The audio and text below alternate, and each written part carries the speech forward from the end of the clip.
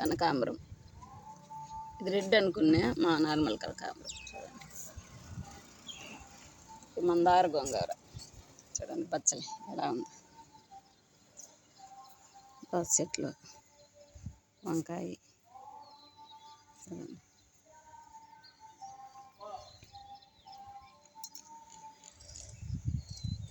చూడండి, డ్రాగన్ పువ్వు కనిపిస్తాండయ్యా.